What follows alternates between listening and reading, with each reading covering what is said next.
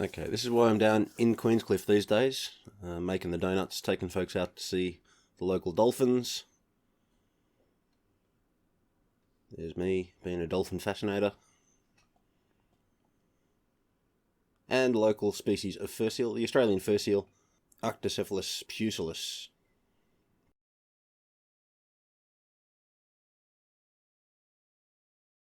But this is what I do of an evening when I'm not working. I go out and swim around and film invertebrates. In this case, juvenile squid eating a shrimp.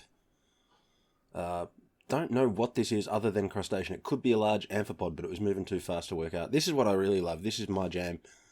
This is the epitoke version of a polychaete worm, swimming around wildly and casting its milt. So not all polychaetes reproduce by making an epitoke, but those that do are very noticeable because the epitokes get up into the water and swim around and cast their eggs and sperm. This one looks like it's leaving a vapor trail.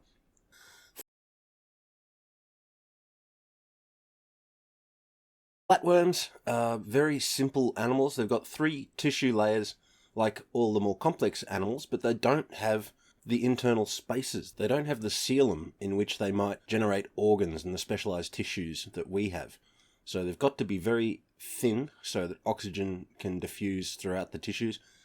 Their gut is really simple. They've only got 1 aperture, so the mouth is also the anus.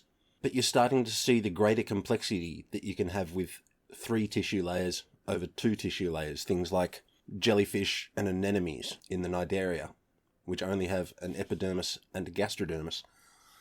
The mesodermis is the start of all the complexity that we see in the animals, from the annelids to the vertebrates.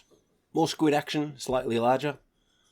Don't know if this is a different species or a different cohort of the same species, but they're hanging out in the same place doing the same thing, looking for pretty much anything they can fit in their face to break up with their beak and then pulp with their radula. They have to chew their food really well so that it can fit through their tor-shaped brain, which fits around their esophagus. If they eat something crunchy or large, it can give them brain damage. Not particularly thrilled with this lighting system for video. It's a very powerful torch, but it makes things burn out very bright.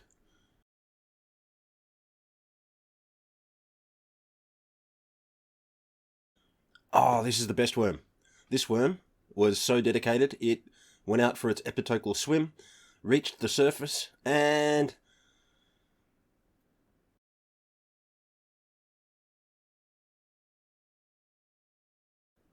exploded and died.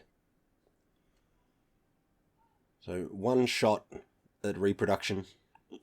I suspect that that's actually an asexually reproduced epitoke. I suspect the main bulk of the animal is still in its burrow, and it's just butted off that epitoke that could go off and do the swimming bit. Never seen sea spiders swimming, so something unusual to spot at night. Stingarees were out having a hunt, feeding on the invertebrates that live in the sediment.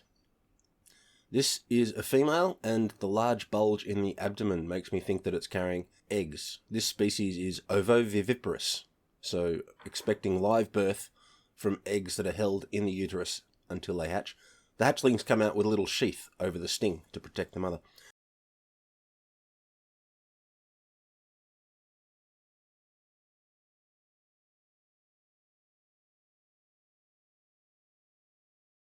This is the sickest looking fish I've ever swum with. This, I suspect, juvenile Australian salmon, was really badly beaten about. They're not normally too shy at night, but this one was really having trouble. Don't know what its story was. I wish I knew.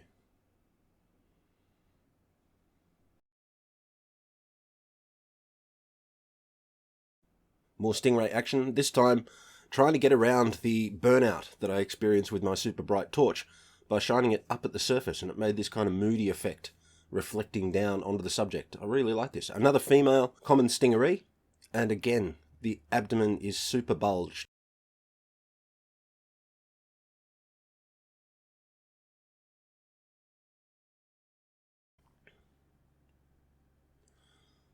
More epitoke action, another polychaete worm. I don't know what family this is, let alone what species. But this one didn't shed milt and die. This one had better things to do. It's like, I'm off, Matt.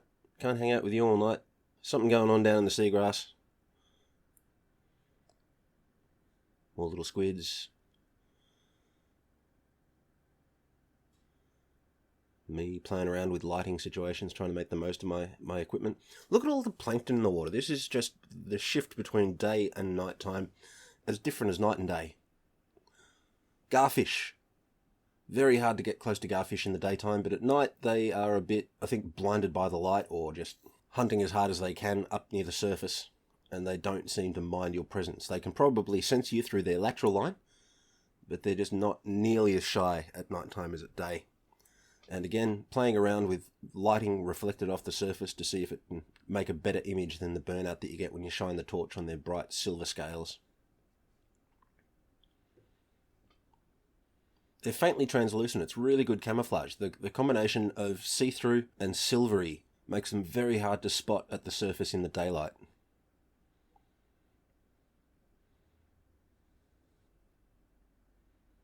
I was having some fun. This is off Shortlands Bluff. So I've gone from the Queenscliff harbour at the start of the night sequences out to Shortlands Bluff and let the current take me around to the pilot's pier.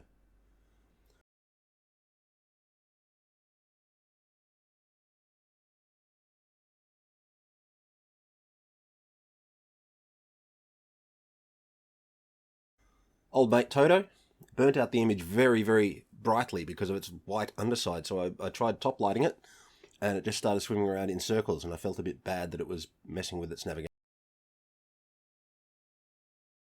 So there you go, Toto. You're sorted.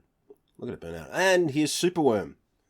Another epitoke, and this one was just going crazy and didn't seem to be casting any milt. So I don't know what its story was. Maybe it was on a mission to get eaten. Certainly would make a tasty protein-filled morsel for any fish that was swimming around. But it was just swimming and swimming and swimming and didn't seem to have any particular goal.